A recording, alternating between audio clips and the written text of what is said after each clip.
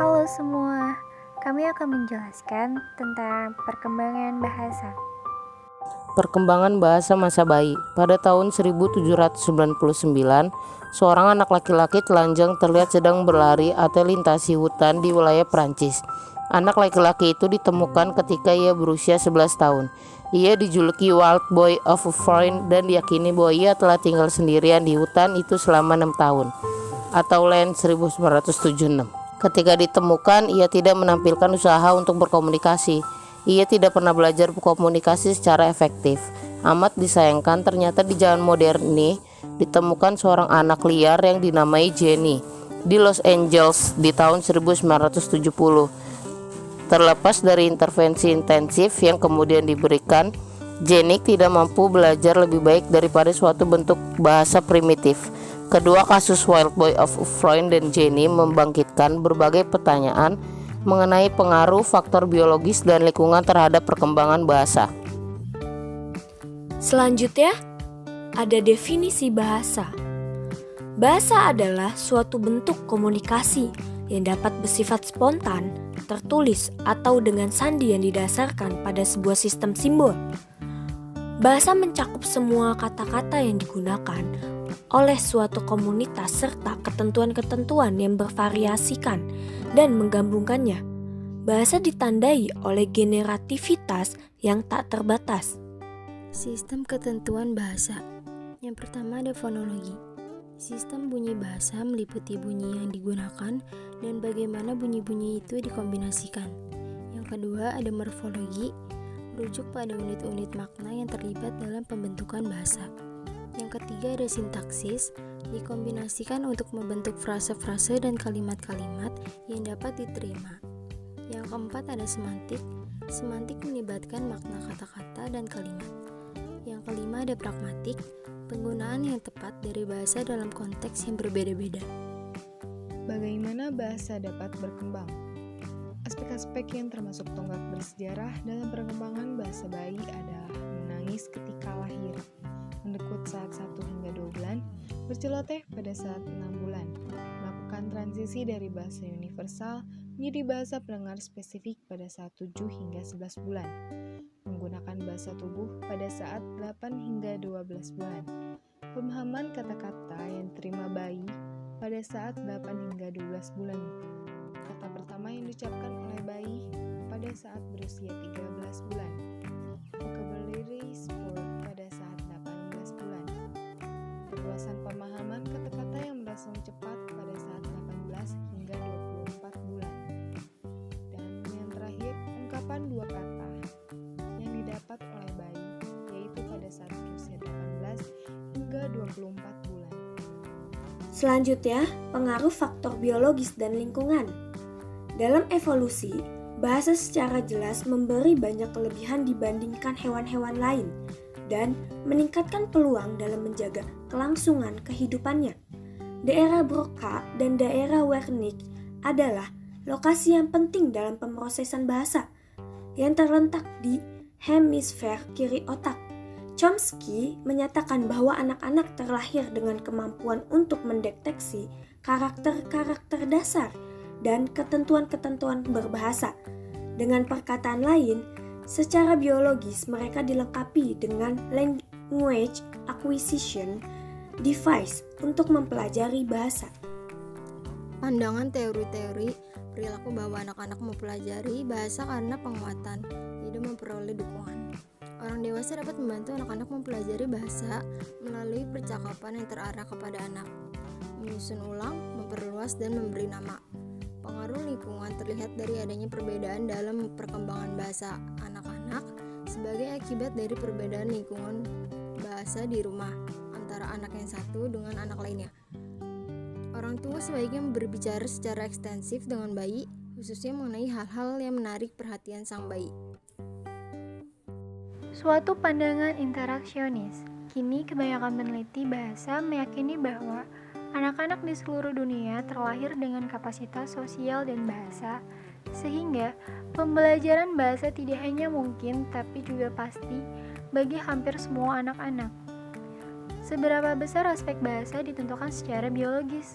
dan seberapa besar ditentukan oleh interaksi dengan orang lain adalah topik debat di antara ahli bahasa dan psikolog. Namun, semua pihak setuju bahwa kapasitas biologis dan pengalaman yang relevan sama-sama diperlukan. Perkembangan bahasa pada masa kanak-kanak. Anak berusia di bawah 3 tahun memperlihatkan perkembangan yang agak cepat dari yang awalnya hanya mampu menghasilkan ungkapan 2 kata menjadi mampu menggabungkan 3, 4, dan 5 kata. Antara usia 2 hingga 3 tahun, mereka mulai berkembang dari yang semula hanya mampu mengucapkan kalimat sederhana yang terdiri dari proposisi tunggal menjadi mampu mengucapkan kalimat-kalimat kompleks. Ketika anak-anak kecil mempelajari fitur-fitur spesial bahasanya sendiri, terdapat keteraturan dalam cara mereka memperoleh bahasa tertentu. Sebagai contoh, semua anak mempelajari kata depan di atas dan di dalam sebelum mempelajari kata depan yang lain. Anak-anak yang mempelajari bahasa lain, seperti bahasa Rusia atau Cina, juga melakukan hal yang sama, dengan urutan yang konsisten. Kali ini kita dapat memahami fonologi dan morfologi. Kemampuan anak kecil dalam menangkap aturan-aturan bahasa meningkat. Dalam batasan fonologi, kebanyakan anak-anak kecil menjadi lebih peka terhadap bunyi dari bahasa yang diucapkannya. Eksperimen klasik Berkom memperlihatkan bahwa anak-anak kecil memahami aturan-aturan morfologis. Selanjutnya ada perubahan dalam sintaksis dan semantik, yaitu anak-anak prasekolah belajar dan menerapkan aturan-aturan sintaksis dan bagaimana kata-kata sebaiknya diurutkan. Dalam batasan semantik, perkembangan perbendaharaan kata meningkat secara dramatis di masa kanak-kanak awal. Selanjutnya ada kemajuan dalam pragmatik, yaitu keterampilan percakapan anak-anak kecil meningkat. Mereka meningkatkan kepekaannya terhadap kebutuhan orang lain dalam percakapan, dan mereka belajar mengubah gaya bicara agar sesuai dengan situasi. Literasi anak-anak kecil. Anak-anak kecil memperlihatkan peningkatan minat di dalam literasi. Anak-anak kecil perlu mengembangkan gambaran yang positif dalam hal keterampilan membaca dan menulis melalui lingkungan yang suportif. Anak-anak sebaiknya berpartisipasi aktif dan terbenam di dalam berbagai pengalaman mendengarkan, berbicara, menulis, membaca yang menarik dan menyenangkan. Berikut adalah perkembangan bahasa pada masa kanak-kanak, pertengahan dan akhir. Ketika memasuki sekolah, anak-anak memperoleh keterampilan baru yang membuat mereka mampu belajar, membaca, dan menulis.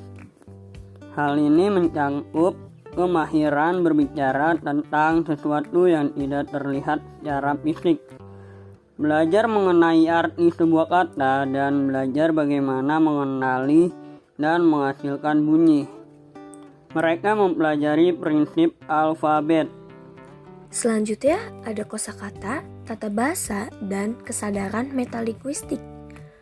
Anak-anak makin analitik dan logis dalam menggunakan kata-kata dan tata bahasa.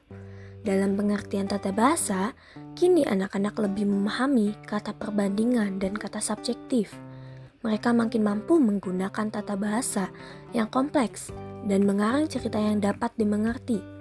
Kemajuan dalam kesadaran metalinguistik ini, pengetahuan mengenai bahasa telah muncul selama di masa sekolah dasar seiring dengan meningkatnya kemampuan anak-anak untuk mendefinisikan kata-kata.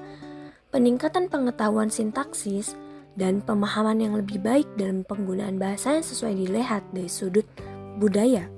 Bilingualisme dan mempelajari bahasa kedua. Pendidikan bilingual bertujuan untuk mengajarkan subjek-subjek akademik kepada anak-anak imigran dengan menggunakan bahasa asli mereka, atau seringkali bahasa Spanyol, sembari menggunakan instruksi berbahasa Inggris secara perlahan. Para peneliti menemukan bahwa bilingualisme tidak mengganggu performa di kedua bahasa. Keberhasilan dalam mempelajari bahasa kedua lebih besar terjadi pada masa kanak-kanak dibandingkan pada masa remaja. Kesimpulannya, perkembangan bahasa terbagi atas 2 periode besar, yaitu periode berlinguistik saat 0 sampai 1 tahun dan linguistik saat 1 sampai 5 tahun. Faktor-faktor yang mempengaruhi anak berbicara masa awal kanak-kanak terkenal sebagai masa tukang ngobrol, karena seringkali anak dapat berbicara dengan mudah, tidak terputus-putus bicaranya. perkembangan bicara anak tergantung pada tumbuh kembang ucapan atau pelafasan bicara pada anak tersebut. Di dalam pembelajaran bicara pada anak usia dini, orang tua sangat berperan penting karena tanpa bantuan dari orang tua, anak tidak akan bisa berbicara. Adapun maksud dari tujuan perkembangan bicara anak untuk melatih mengucapkan kata-kata kosakata. Contohnya, mam.